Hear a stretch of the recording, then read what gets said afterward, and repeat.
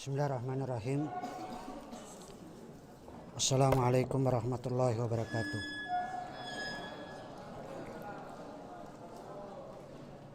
Innal hamdalillah nahmaduhu wa nasta'inuhu wa nastaghfiruh wa na'udzu billahi min shururi anfusina wa min sayyiati a'malina.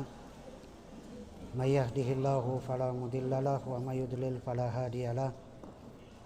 Asyhadu an la ilaha illallah wahdahu la syarikalah wa asyhadu anna Muhammadan abduhu wa rasuluh sallallahu alaihi wasallam wa ba'd.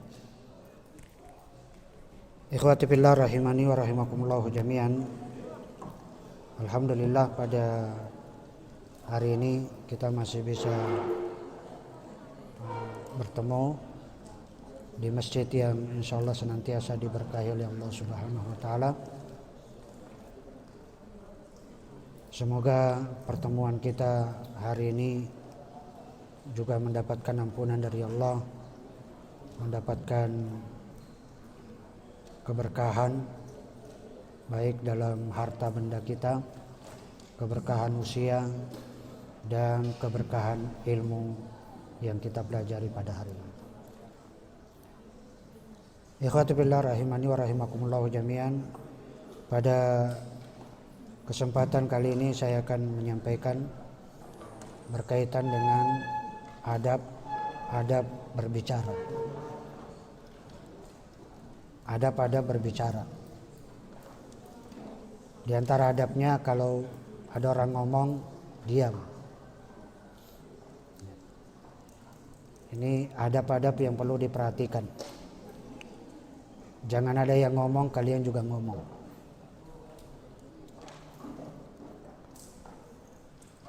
Adapun adab berbicara ini,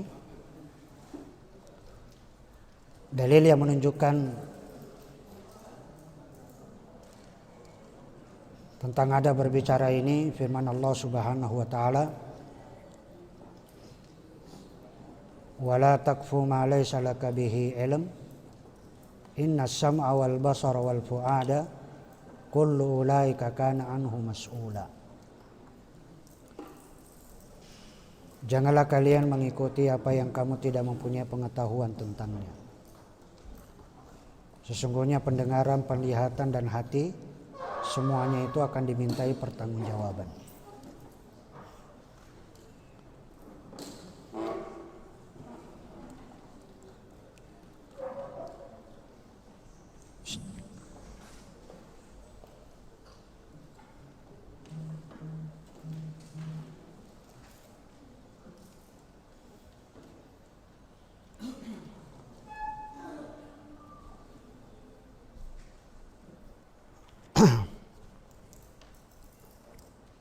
Tapi ini dalil dari Al-Quran yang menunjukkan bahwa hendaknya kita berbicara itu adalah harus didasari dengan ilmu.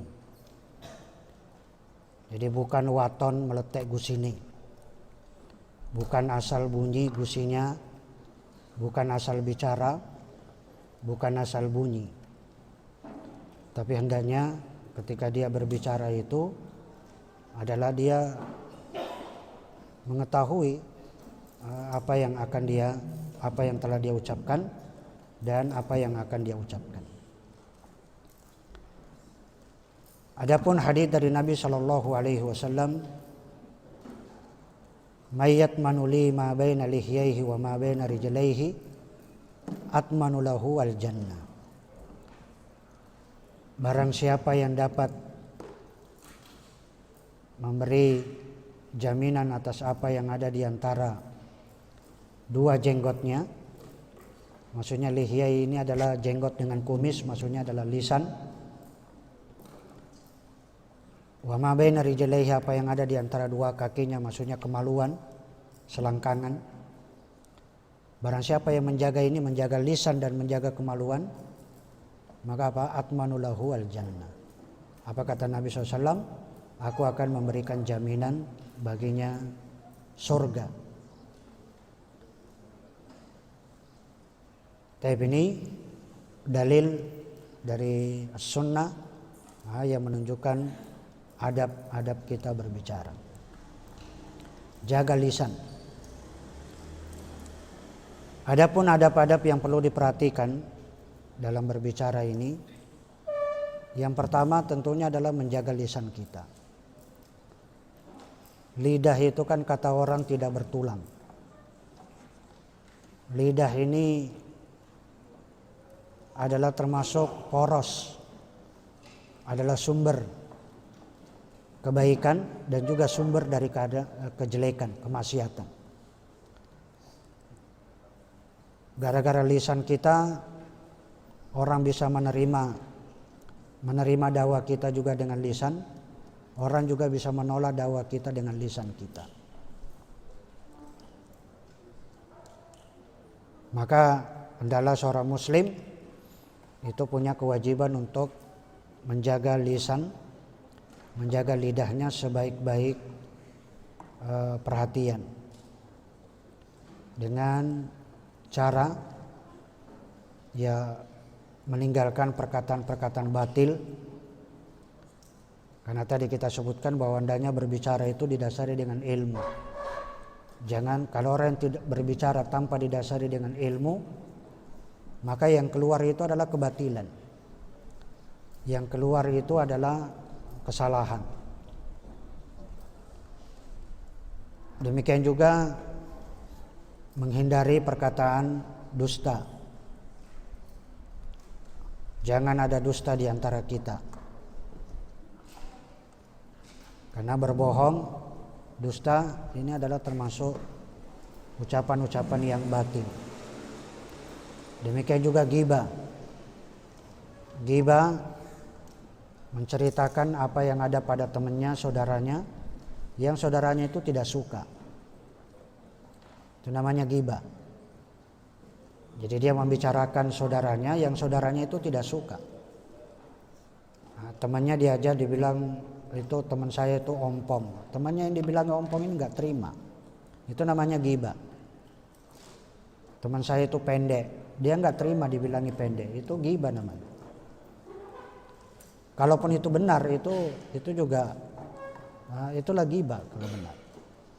Sebab kalau salah itu bohong. Kemudian adu domba, namimah, mengadu domba. Kemudian perkataan-perkataan keji yang keluar dari lisannya itu comberan, WC.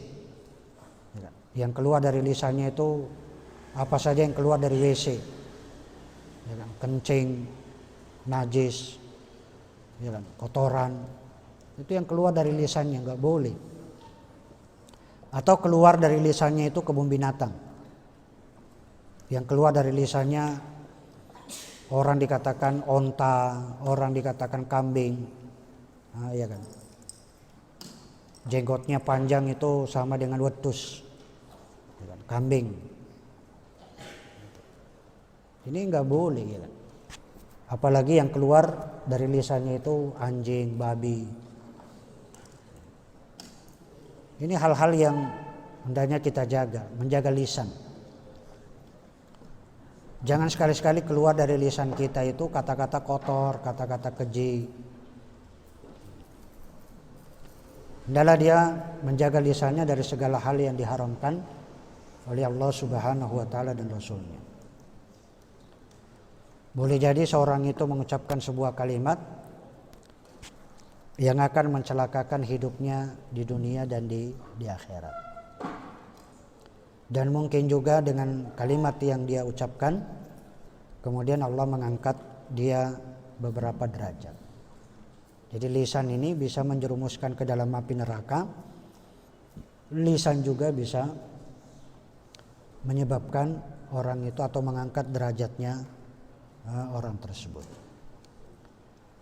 Dalil yang menunjukkan adalah firman Allah Subhanahu wa taala, sabda Nabi sallallahu alaihi wasallam, innal abda la yatakallamu bil kalima ma yatabayyanu fiha yazillu biha fin nari ab'ada mimma bainal masyriq.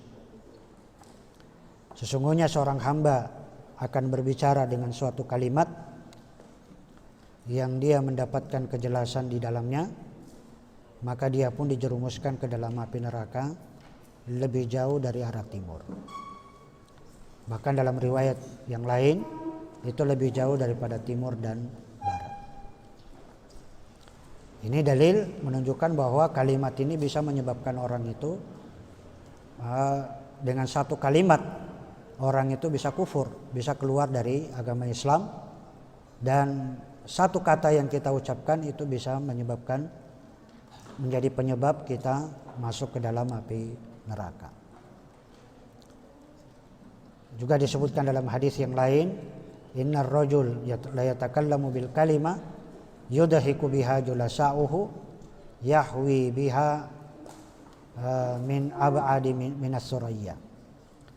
Sesungguhnya seorang akan berbicara dengan suatu kalimat dengan tujuan membuat orang-orang yang duduk di sekitarnya tertawa, atau ini namanya majelis gelak tawa, majelis lucu-lucuan, majelis lawakan, itu hendaknya dijauhi. Ini tidak hendaknya kita menjauhi majelis-majelis duduk bersama orang-orang yang tukang lawak, tukang lucu-lucu, itu nggak boleh. Kenapa? Karena Nabi SAW mengatakan orang yang suka membuat banyak tertawa, ini adalah ancaman yang diberikan bagi mereka yang sudah tertawa, itu adalah mematikan hati. Kalau disebutkan di sini maka dia akan dicampakkan melebihi jauhnya bintang Suraya. Artinya dia akan dijauhkan dari surga yang suka melakukan majelis-majelis gelak tawa. Coba Anda perhatikan orang yang suka bikin lucu-lucu, tukang lawak, para pelawak, itu semuanya adalah pembohong. Itu mesti bohong.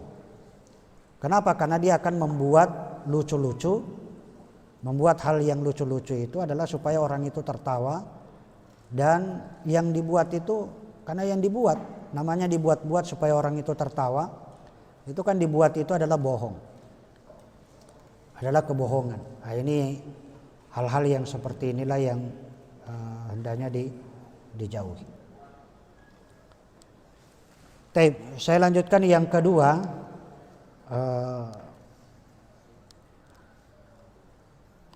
adab berbicara yang kedua yang hendaknya diperhatikan. Ucapkanlah perkataan yang baik. Hendaklah kita selalu mengucapkan kata-kata yang baik. Kalau tidak bisa mengucapkan kata-kata yang baik, itu lebih baik diam. Ucapkanlah kata-kata yang baik. Kalau tidak bisa ya diam. Ini termasuk adab nabawi yang berupa perkataan bagi orang-orang yang ingin berbicara.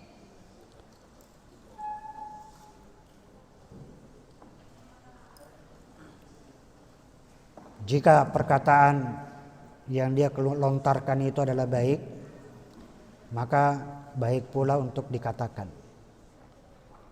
Maka hendaklah dia mengatakan. Kalau itu adalah ucapan yang baik, dia ucapkan. Tapi jika itu perkataan yang buruk, maka jangan dia mengatakan. Jangan dia mengatakan, dan hal itu adalah lebih baik baginya. Ya. Jadi hendaknya ketika kita berbicara itu adalah kita pikirkan, apakah kalau saya melontarkan kata-kata ini itu akan berakibat baik bagi dirinya dan bagi orang lain, atau berakibat buruk bagi dirinya dan bagi orang lain. Makanya para ulama-ulama terdahulu itu mereka lebih banyak diamnya ketimbang banyak bicaranya. Karena yang diinginkan oleh syariat itu adalah kita banyak beramal, banyak berbuat. Banyak berbuat, bukan banyak bicara. Kalau banyak bicara didasari dengan ilmu, nggak ada masalah. Karena ini akan mendatangkan pahala yang sangat besar. Dalil yang menunjukkan adalah hadits diriwayatkan dari Abu Hurairah, Nabi Shallallahu Alaihi Wasallam bersabda, "Man kana yu'minu billahi wal yawmil akhir, fala yu'dhi jarahu, wa man kana yu'minu billahi wal yawmil akhir, falyukrim dhaifahu, wa man kana yu'minu billahi wal yawmil akhir, falyakul khairan aw liyasmut." Siapa yang beriman kepada Allah dan Rasulnya, barang siapa yang beriman kepada Allah dan hari akhir, maka janganlah dia menyakiti tetangganya. Ini siapa yang beriman kepada Allah dan hari akhir, itu jangan menyakiti tetangganya. Menyakiti tetangganya dengan lisannya, dengan perbuatannya, itu jangan. Ini termasuk adab. Kita berbicara dengan tetangga kita pun juga dengan adab. Bukan sembarangan. Bukan asal keluar dari lisan kita. Itu tidak, hendaknya kita jaga. Ya, perbuatan kita jaga. Kalau Anda betul-betul beriman kepada Allah dan hari akhir, ya sudah, jangan menyakiti tetangga dengan ucapan, dengan perbuatan. Demikian juga barang siapa yang beriman kepada Allah dan hari akhir, falyukrim dhaifahu, hendaklah dia memuliakan tamunya. Hendaklah dia memuliakan tamunya. Memuliakan tamunya dengan ucapan, dengan perbuatan, itu muliakan. Kalau dia betul-betul beriman kepada Allah dan hari akhir. Dan barang siapa yang beriman kepada Allah dan hari akhir, falyakul khairan aw liyasmut. Barang siapa yang beriman kepada Allah dan hari akhir, maka adalah dia mengucapkan kata-kata yang baik atau diam. Kalau dia tidak bisa mengucapkan dengan kata-kata, hendaknya dia diam. Diam itu lebih bagus. Diam itu adalah emas.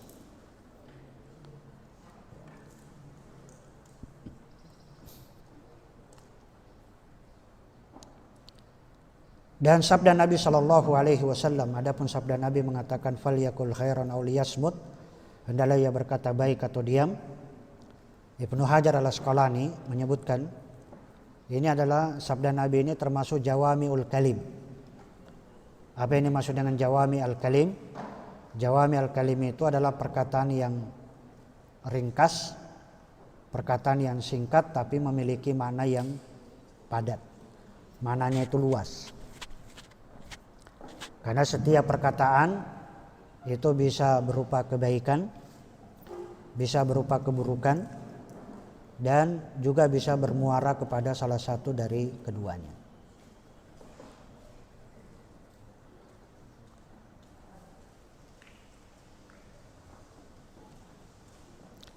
Nah, termasuk dalam cakupan kebaikan itu adalah apa saja ucapan atau perbuatan yang dituntut, apakah itu perbuatan itu yang bermakna wajib ataukah yang sunnah. Karena kebaikan itu adalah apa? Ada yang ada perkataan yang wajib, ada perkataan yang sunnah.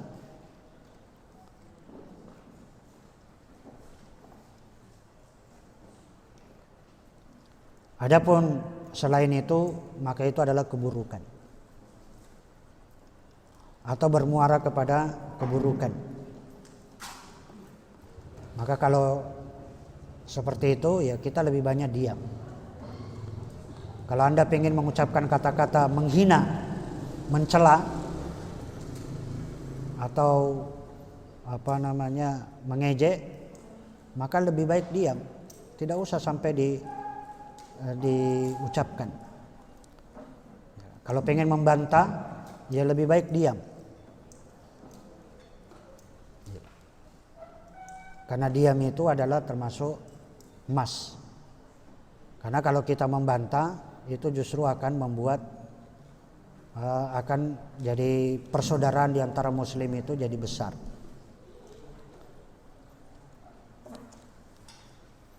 Kemudian adab yang ketiga yang hendaknya kita perhatikan juga, bahwa kalimat yang baik, ucapan yang baik, itu harus kita yakini bahwa itu adalah terhitung sedekah. Adalah terhitung kebaikan, sedekah.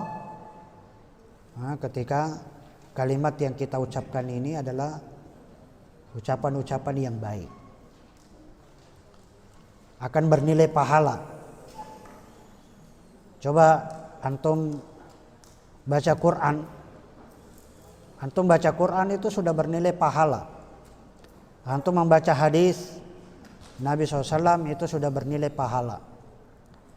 Anda mendoakan orang tua, mendoakan bapak ibu, mendoakan saudara, itu sudah pahala. Anda mengucapkan kata-kata yang baik ya kan? Kepada teman, kepada saudara, kepada bapak ibu, Anda mengucapkan kata-kata yang baik, itu sudah terhitung sedekah. Karena syariat Islam ini itu menyukai ya kan, pembicaraan yang baik.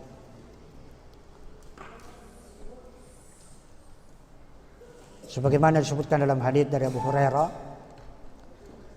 kullu sulama minan nasi alaihi shadaqah.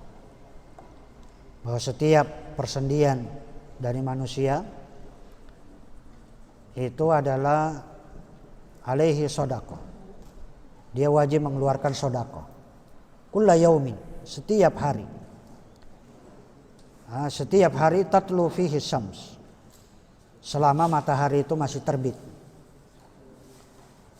Ya dilubainal itsnaini sedekah. Ingat, berbuat adil di antara dua orang itu adalah sedekah. Kita berlaku adil itu sudah sedekah. Wa tu'inu ar-rajul ala da'batihi fayahmilu 'alaiha sedekah.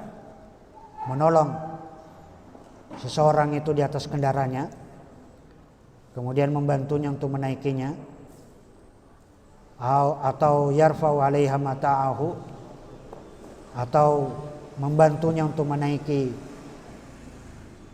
mengangkat barang-barangnya di atas kendaraannya, itu adalah sedekah. Wal kalimatut thayyibah sedekah, dan ucapan-ucapan yang baik adalah terhitung sedekah. Tapi ini dalil menunjukkan bahwa ucapan-ucapan itu akan bernilai sedekah. Kemudian adab yang keempat yang hendaknya kita juga perhatikan dalam berbicara, yaitu adalah sedikit berbicara dan tidak disukainya banyak bicara. Ini adab yang perlu diperhatikan. Bahkan adab ini itu dipakai oleh iklan rokok. Pernah dengar ada iklan rokok mengatakan talk less, do more. Karena ada iklan rokok apa? Talk less, do more. Apa itu? Sedikit bicara, banyak berbuat. Karena orang merokok itu kan sedikit bicaranya, karena berbuat terus, merokok terus. Ini kaidah, ini sebenarnya kaidah Islam. Tapi itu kan di yuridu bihal batil. Tapi yang diinginkan dengan kaidah itu adalah kebatilan. Dia pengen orang itu merokok. Kalau merokok itu kan nggak ngomong. Ini betul, tetapi kaidah, penerapan kaidah ini dipakai ke rokok itu adalah haram. Artinya apa di sini? Karena banyak bicara, orang yang banyak bicara itu dapat menjadi sebab tergelincirnya seorang itu ke dalam dosa.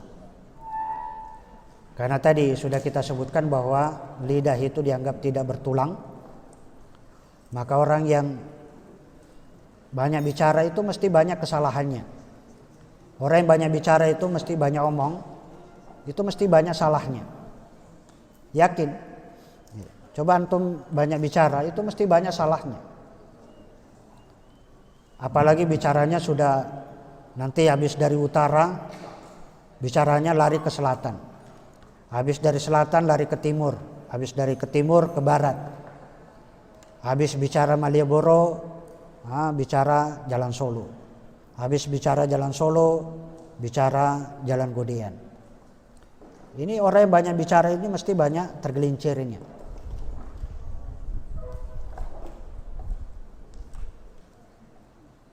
Jadi seseorang yang banyak bicara itu tidak akan aman darinya dari ketergelinciran, itu tidak akan aman.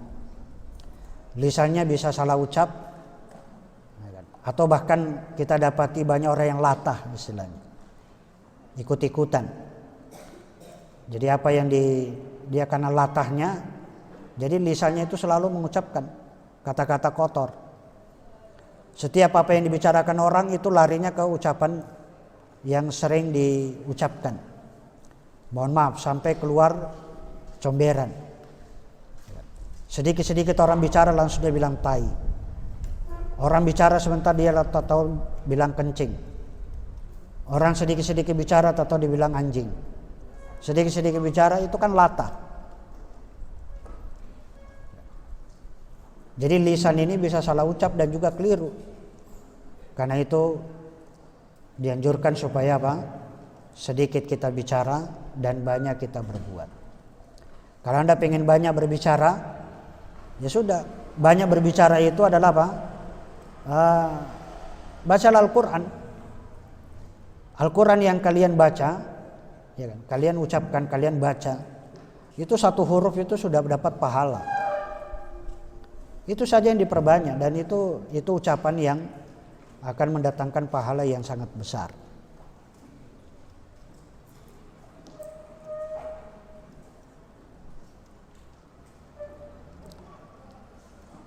Baik, kemudian yang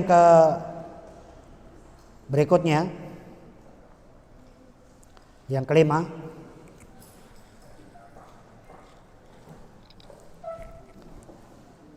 ada berbicara yang kelima, yaitu peringatan akan ghibah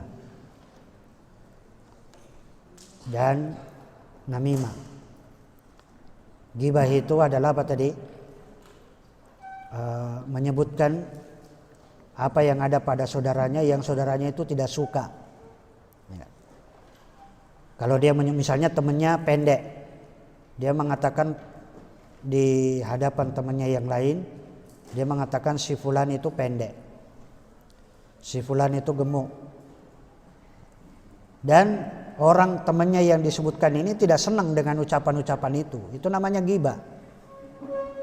Itulah yang disebut dengan ghibah. Sebab kalau beda, kalau tidak sama, misalnya pendek ternyata temannya tinggi, yang dia ceritakan dibilang pendek padahal nyatanya tinggi, dibilang gemuk ternyata nyatanya dia kurus, maka ini adalah kebohongan, ini kedustaan.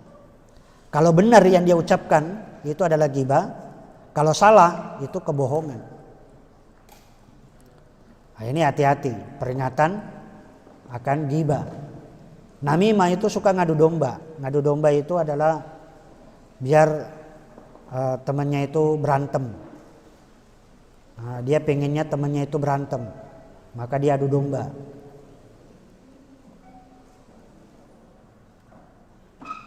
Jadi syariat banyak sekali menyebutkan dari Al-Quran maupun dalam hadits larangan untuk kita berbuat ghibah. Kenapa? Karena syariat itu didatangkan untuk menyatukan kalimat. Syariat itu datang untuk menyatukan hati. Nah, berbaik sangka kepada orang lain. Syariat itu datang supaya kita banyak bersangka baik, berhusnudzon kepada orang lain. Dan syariat itu datang supaya kita apa?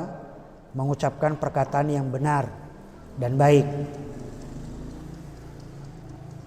Kita inginkan hidup kita ini dari pagi sampai pagi kembali, itu kalau bisa lisan kita itu adalah ucapan-ucapan yang baik.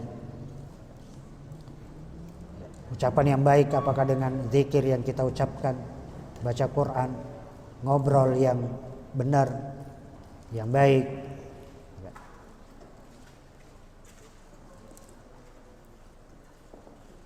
Sementara syaitan itu selalu berusaha mencerai-beraikan di antara kaum muslimin. Syaitan itu kan memisahkan dua saudara muslim. Syaitan itu berusaha untuk memisahkan suami dan istri. Syaitan itu mencerai-beraikan antara adik dan kakak. Ini syaitan. Dia memecah belah persatuan. Syaitan itu juga memisahkan hati sebagian orang dengan yang lainnya. Bagaimana teman sahabatnya itu syaitan berusaha memisahkan. Dan syaitan itu berusaha supaya berburuk sangka kepada saudaranya. Dengan perkataan yang batil dan perkataan yang buruk.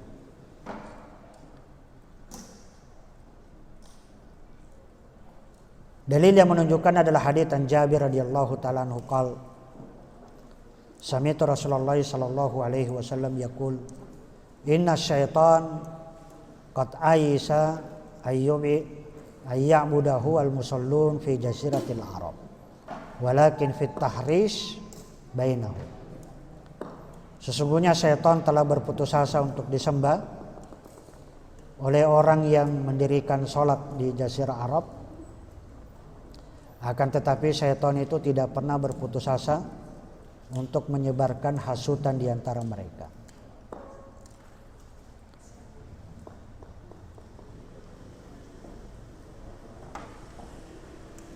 Nah, ghibah dan namimah adalah termasuk salah satu dari benih kebencian yang ditanamkan di tengah-tengah manusia. Ini adalah perbuatan syaitan.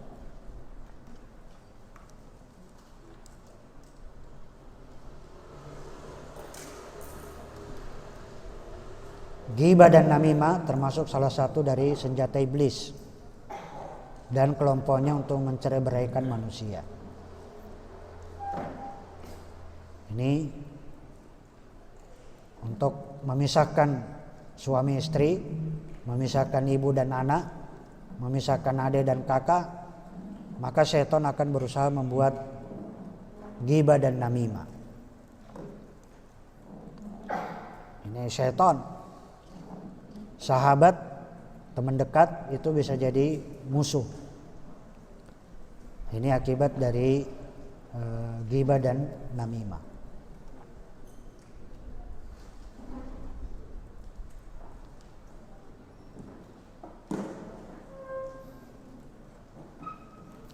Allah Subhanahu wa taala berfirman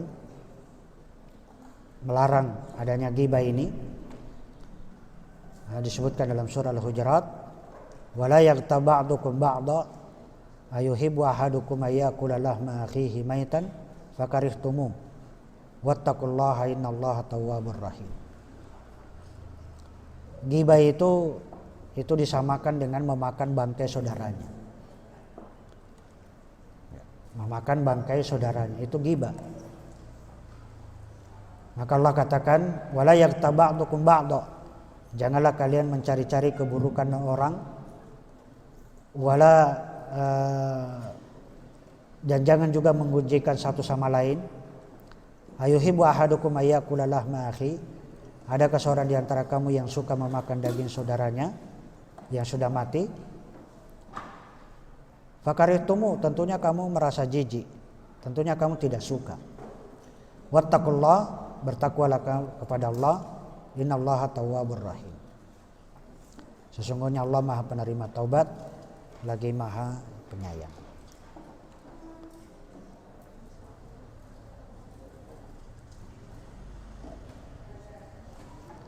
Juga sabda Nabi sallallahu alaihi wasallam dalam hadis dari Abi Barzah Al-Aslami, Rasulullah SAW bersabda, ya ma'syar man amana bilisani walam yadkhulil imanu qalbahu wala taghtabu wal muslimin wala tattabi'u awratihim fa innahu man ittaba'a awratihim yattabi'ullahu awratahu wa may yattabi'ullahu awratahu yafdahu fi baitihi.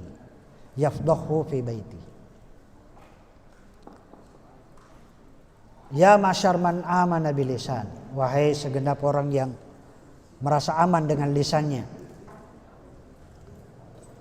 Walam yadkhulil imanu qalbahu, tapi imannya belum sampai ke dalam hatinya.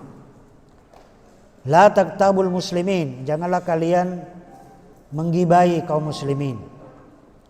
Wala tattabi'u awratihim, jangan kalian cari-cari kesalahan-kesalahan mereka. Jangan cari aurat-aurat mereka, aib-aib mereka, cacat-cacat mereka. Kenapa? Fa innahu man ittaba auratihim, karena sesungguhnya siapa yang mencari-cari aib saudaranya, mencari kejelekan-kejelekan dari saudaranya, maka nanti Allah Subhanahu wa taala akan membuka mencari-cari juga aibnya. Kalau kita tidak ingin aib-aib kita itu dibongkar, disebarkan, maka jangan kita menyebarkan aib saudara-saudara kita. Tapi ini jangan disalahgunakan ya. Ayat ini jangan disalahgunakan. Biasanya kalau santri itu ada temannya berbuat salah, yang lain menutupi kesalahannya. Satu kelas tutup mulut. Ini termasuk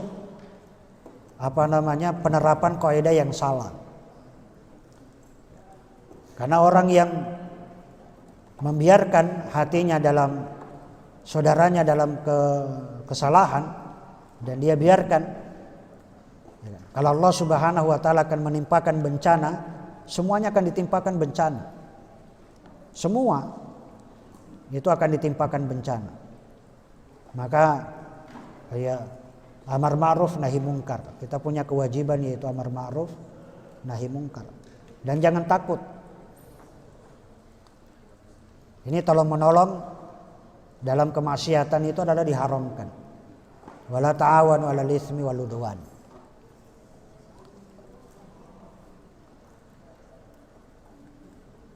Karena barang siapa yang suka mencari-cari aib saudaranya, maka niscaya Allah akan mempermalukan dia di rumahnya. Artinya Allah akan bongkar aib-aibnya itu di rumahnya. Itu bagi siapa-siapa yang mencari-cari aib saudaranya. Jamaah sekalian, ghibah itu dibolehkan 6 perkara. Ada 6 yang dibolehkan ghibah. Jadi ghibah itu dibolehkan pada 6 keadaan. Yang pertama ketika terjadi ketidakadilan. Jadi ketika terjadi ketidakadilan, maka dibolehkan bagi orang yang dizalimi untuk mengadukan ketidakadilan yang ia alami kepada penguasa atau kepada hakim atau kepada selain keduanya yang memang berwenang memiliki pemerintahan atau ingin berlaku adil kepada orang yang menzalimi. Ini ghibah yang dibolehkan. Misalnya Anda dizalimi, Anda minta kepada polisi, mengadu kepada polisi, saya dizalimi, saya dipalak, saya dibegal, dirampok. Nah, ini namanya ghibah. Siapa? Si fulan. Itu bukan ghibah. Seperti antum mengadu kepada ustadz, saya sama teman saya diginikan. Nah, itu boleh kalau dalam rangka untuk meminta keadilan. Ketika terjadi ketidakadilan di situ, maka Anda boleh meminta. Ini ghibah yang dibolehkan. Ghibah yang kedua yang dibolehkan adalah pertolongan untuk merubah kemungkaran atau mengembalikan kemaksiatan kepada kebenaran. Tentunya kepada orang yang ia harapkan dengan kekuasaan itu untuk menghilangkan kemungkaran. Anda datangi ustadz bahwa Anda diancam oleh temannya, kemudian Anda mendatangi ustadz, saya diancam, kalau saya mengatakan begini kebenaran, maka saya akan diancam. Nah, ini maka Anda meminta agar merubah kemungkaran. Ada teman yang suka misalnya jahil, ada teman yang suka misalnya mengambil barang temannya tanpa izin. Ya, Anda nasihati. Kalau Anda nasihati tidak mempan, ya tanyakan ke ustadz. Nah, ustadz ini nanti menyampaikan Itu ghibah yang dibolehkan. Karena dalam rangka untuk menghilangkan kemungkaran. Yang ketiga adalah meredakan masalah. Jadi ketika bertikai antara dua orang, kemudian dia datangi hakim atau dia datangi orang yang mampu menyelesaikan permasalahannya, maka ini ghibah yang dibolehkan. Yang keempat, memperingatkan kaum muslimin dari keburukan dan menasihati mereka. Misalnya kita Syiah itu adalah ajaran yang sesat, ya boleh. Ini bukan ghibah namanya, karena memang itu adalah kesesatan. Kita sampaikan bahwa misalnya ini golongan Khawarij itu boleh untuk memperingatkan saudaranya supaya tidak terjerumus dalam Khawarij, mengkafirkan kaum muslimin atau menghalalkan darah kaum muslimin, atau Murji'ah atau Sufiyah, Tarekat Sufiyah. Ini memperingatkan kaum muslimin dari keburukan dan menasihati mereka. Kemudian yang kelima, ghibah yang dibolehkan yang kelima adalah jika yang dibicarakan itu adalah seorang yang menampakkan perbuatan fasiknya atau bid'ahnya, seperti seorang yang terang-terangan minum khamar, ya kita datangi orang yang suka minum khamar, ya itu bukan ghibah namanya. Kalau Anda menasihati langsung, itu namanya bukan ghibah. Misalnya ada orang yang menyakiti orang banyak, ada teman yang suka menjahili, kemudian Anda datangi teman itu dan mengatakan jangan berbuat seperti itu. Ini ghibah yang dibolehkan. Seperti pajak, memungut cukai, mengambil pajak dari harta orang lain. Ini atau orang yang suka malai temannya, minta uang temannya dengan cara paksa. Ya, ini bukan ghibah. Ketika Anda menasihati, maka itu bukan ghibah. Kemudian yang keenam, ghibah yang dibolehkan yang keenam adalah tujuan identifikasi, tabayyun. Misalnya Anda pengen tabayyun, pengen klarifikasi, atau untuk tujuan identifikasi. Identifikasi itu kalau Anda pengen misalnya Anda pengen julukan yang diberikan kepada sahabat Al-A'mas misalnya. Al-A'mas ini artinya dia punya julukan, Al-A'mas itu artinya kabur penglihatannya. Anda pengen menyebutkan ciri-ciri orangnya tersebut, ya itu boleh. Identifikasi. Telah kehilangan anak saya bernama ini, usia segini, ciri-ciri fisiknya itu adalah ini, itu boleh. Itu namanya identifikasi dan itu bukan ghibah. Itu bukan ghibah. Terus kalau ada temannya yang berbuat ghibah, apa yang Anda lakukan? Apa yang Anda lakukan ketika ada teman yang suka ghibah dan suka namimah? Maka yang pertama itu tidak membenarkan apa yang dia ucapkan. Karena orang yang membawa namimah itu mesti adalah orang yang fasik. Kalau kita tahu ya orangnya itu suka ngadu domba, ya jangan dibenarkan ucapannya. Yang kedua, melarang dari perbuatan tersebut, kemudian menasihati dan mencela apa yang dilakukan tersebut. Solusi yang ketiga adalah membencinya karena Allah. Saya tidak suka kumpul, saya tidak mau berteman dengan orang-orang yang suka namimah, suka ngadu domba. Ini Anda tidak suka karena Allah. Begitu dia sudah tidak lagi namimah, ya Anda berteman lagi. Berarti Anda bencinya itu karena Allah, bukan karena orang tersebut. Karena orang yang melakukan namimah itu adalah orang yang dibenci oleh Allah, dan membenci seorang yang Allah benci itu adalah kewajiban. Kemudian yang keempat, solusi yang keempat, tidak berprasangka buruk kepada saudaranya yang tidak berada di hadapannya. Kemudian yang kelima, segala cerita yang sampai kepadanya tidak mendorongnya untuk mencari-cari dan membahas kabar tersebut. Begitu ada orang yang suka ngadu domba, dia tahu orang ini suka ngadu domba, ya sudah. Ceritanya itu dianggap lewat saja, angin lewat. Jadi tidak dicari-cari. Tapi ini solusi bagi mereka-mereka yang ada temannya yang suka ghibah, suka namimah, maka ini adalah solusi yang diberikan oleh syariat.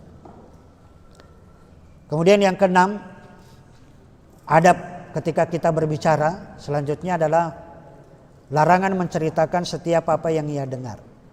Jadi tidak boleh kita menceritakan apa saja yang kita dengar, itu jangan langsung diceritakan. Itu nggak boleh. Karena namanya berita itu kan ada dua kemungkinan. Berita itu bisa benar, bisa salah. Jadi ada orang membawa berita, langsung kita sebarkan, itu nggak boleh. Karena ini termasuk adab. Karena bisa jadi yang disampaikan itu adalah berita bohong. Jadi bukan berita dusta, itu nggak boleh. Nggak boleh langsung disebarkan. Apalagi sekarang dengan adanya media sosial, medsos, dapat berita dari WhatsApp, WA, atau langsung disebarkan lewat WA yang lain, lewat grup yang lain. Padahal belum tabayyun beritanya ini benar atau salah. Nah, ternyata beritanya itu hoax. Nah, itu nggak boleh. Ini ya, berita itu tidak langsung bisa diterima, di cross check terlebih dahulu. Kemudian yang ketujuh, tentunya adalah peringatan terhadap kebohongan. Jadi syariat memperingatkan supaya kita jangan melakukan dosa, kebohongan. Karena kedustaan itu adalah menyampaikan kabar yang menyalahi keadaan sebenarnya. Beda dengan jujur. Kalau jujur menyampaikan kabar yang sesuai dengan keadaannya. Kalau bohong menyampaikan berita yang berbeda, yang menyelisihi keadaan yang sebenarnya.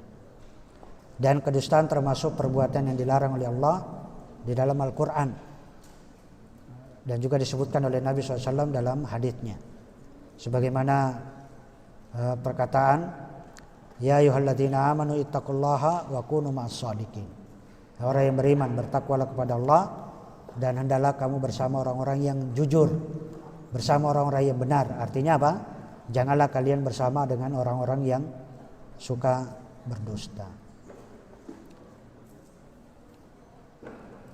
Ibnu Mas'ud radhiyallahu ta'ala anhu bersabda, ingat, kejujuran itu akan membawa kepada perbuatan baik, dan perbuatan baik akan menuntun ke surga. Sebaliknya, seorang akan senantiasa jauhilah perbuatan bohong, dusta. Karena dusta itu menunjukkan kepada al-fujur, kepada perbuatan keji, perbuatan jahat. Sementara perbuatan jahat itu akan menuntun kepada neraka. Jadi kebohongan ini akan menuntun kepada neraka. Maka jauhilah perbuatan ucapan-ucapan bohong, ucapan-ucapan dusta. Bahkan termasuk ucapan bohong ini termasuk ciri-ciri orang munafik. Orang munafik itu ciri-cirinya adalah jika dia berkata itu selalu bohong. Wallahu ta'ala alam. Saya kira itu yang bisa saya sampaikan. Ini yang pertama, insyaallah kita lanjutkan besok selanjutnya. Aqulu qouli hadza astaghfirullah li wa lakum. Assalamualaikum warahmatullahi wabarakatuh.